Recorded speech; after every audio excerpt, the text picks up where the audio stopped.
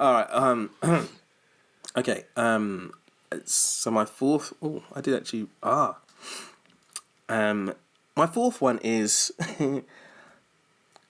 a soundboard. To have children, a daddy goal for me. One of them is to have a soundboard. I find kids very... For what? So you don't have to respond to them? So you just be like, shut the fuck up! Push the button. No. Like, did you break that? Basically...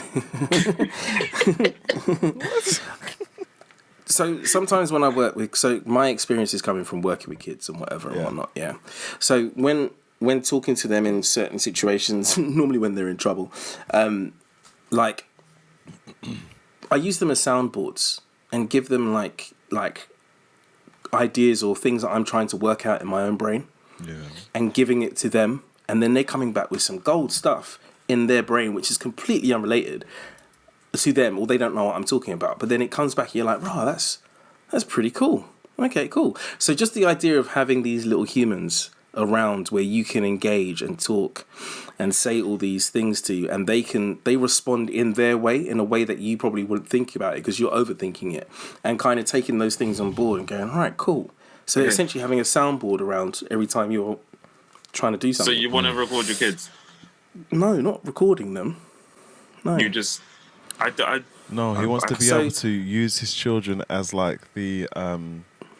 like his board of directors. He shares his ideas with them. Yes, exactly. And they're like, no, they would never work. Yeah. That sounds good. Yeah. I'm sorry, Daddy. Peanut butter on everything. It's just it's mayhem.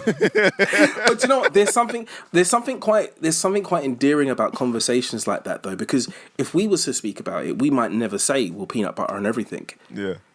And although it's Even like, well, obviously wouldn't, because it's not. Yeah, but we said it in context, didn't you? But like, I was really a character. Like, that's right. You're right. But to say, for example, that we could have that conversation, and because sometimes those conversations, what it does, it takes you out of the seriousness of what you're trying to do or trying to create, and actually makes you look at it from a completely innocent kind of honest perspective. Yeah, honest and quite neutral and perspective, even if it's nonsense. Even if it's nonsense. Because I've got nephews and they chat nonsense as well all the time. Do you know what I mean? I ask them these things and sometimes I'm like, well, you're not a good soundboard.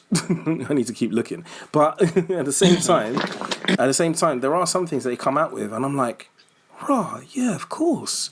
That's genius. Let me steal it. Because I've translated it into my own language. Do you know what I mean? And I've gone, right, okay.